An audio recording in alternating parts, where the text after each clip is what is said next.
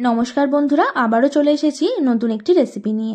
আমাদের সকলেরই ইভিনিংয়ে কম বেশি একটু স্পাইসি ফুডের ক্রেভিংস হয়। তো ফ্রিজে যদি কয়েক পিস মাছ থাকে তাহলে ব্যাস হয়ে গেল আজকের ইভিনিং স্ন্যাক্স স্পাইসি। তো আমার এখানে পেটিই ছিল, আপনাদের যদি দাগাম পিসও থাকে কোনো অসুবিধা নেই। আমি জলটা যখন ফুটতে আরম্ভ করেছে তখন আমি মাছের পিসগুলো দিয়ে দিয়েছি, নিয়ে 10 মিনিট থেকে 15 মিনিট মতো আমি ফুটিয়ে নিয়েছি। মাছগুলো সিদ্ধ হয়ে গেছে। মাছগুলো ঠান্ডা হতে হতে চলুন একটি মশলা তৈরি করে নিই। দিয়ে দিয়েছি গোটা জিরে, গোটা ধনে, দারচিনি, গোটা গোলমরিচ আর শুকনো লঙ্কা। খুব সুন্দরভাবে ভেজে নেবেন। ভেজে নিয়ে আমি এটা হামালদিস্তায় গুঁড়ো করে নেব। এটা একটু গোটা গোটা রাখবো, তার জন্যই আমি হামালদিস্তায় করে নিয়েছি। গোটা থাকলে ফ্লেভারটা খুব সুন্দর হয়। তো চলুন, এরপরে নিয়ে নিয়েছি পেঁয়াজ, রসুন, ধনে পাতা, কাঁটা ছাড়িয়ে মাছটা নিয়ে নিয়েছি, আর বাইন্ডিংয়ের জন্য নিয়ে নিয়েছি 2টো আলু সিদ্ধ। এরপরে কড়ায় তেলটা গরম করে নিয়ে দিয়ে দিয়েছি কালো জিরে ফোড়ন, দিয়ে দিয়েছি রসুন, দিয়ে জাস্ট 1 মিনিট মতো একটু ভেজে নিয়ে দিয়ে দেব পেঁয়াজ কুচিগুলো। পেঁয়াজ কুচিগুলো মোটামুটি 2 থেকে 3 মিনিট আমি লাল লাল করে ভেজে নিয়েছি। দেখুন মোটামুটি লাল হয়ে গেছে। এরপরে আমি দিয়ে দেব যে বেছে রাখা যে মাছটা, সেই মাছটা দিয়ে দেব। মাছটা দিয়েও আমি মোটামুটি 1 থেকে 2 মিনিট মতো একটু কষে নেব। কষে নেওয়ার পরে আমি দিয়ে দিচ্ছি সিদ্ধ আলুটা। যতটা মাছ নিয়েছিলাম ঠিক ওই সেম পরিমাণই আমি আলু সিদ্ধটা নিয়েছিলাম।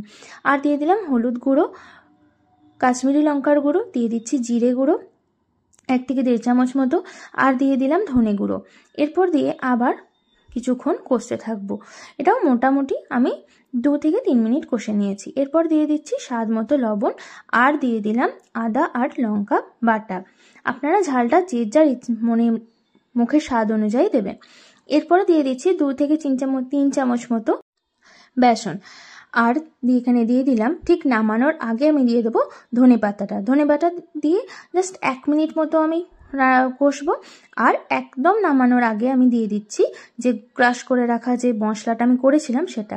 তো দেখুন আমার মোটামুটি বাইন্ড হয়ে এসছে। এরকম পর্যায়ে আমি নামিয়ে নিয়ে এটা ঠান্ডা করতে দেব। দেখুন এরপরে চলুন শুরু করা যাক। আমি 2 চামচ মতো নিয়ে নিয়েছি কর্নফ্লাওয়ার, আর এতে আমি ঠান্ডা জল দিয়ে আমি গুলে নিয়েছি। এরপর যে যার ইচ্ছে মতো শেপ দিয়ে নেবেন।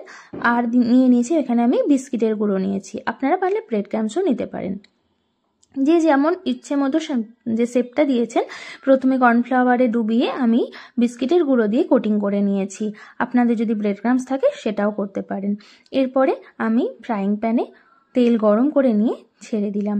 ব্যাস, এরপরে গরম গরম ভাজুন আর খান। অবশ্যই বাড়িতে করবেন এবং জানাতে ভুলবেন না কেমন হয়েছে। আর যদি আপনাদের এই ভিডিওটা ভালো লেগে থাকে তাহলে অবশ্যই একটি লাইক করবেন, কমেন্ট করে জানাবেন, আর অবশ্যই আমাদের চ্যানেলটি সাবস্ক্রাইব করে আমাদের পাশে থাকবেন। আর পাশে থাকা যে বেল আইকনটি অবশ্যই বাজিয়ে দেবেন। সো আজকের জন্য টাটা, দেখা হচ্ছে পরের ভিডিওতে।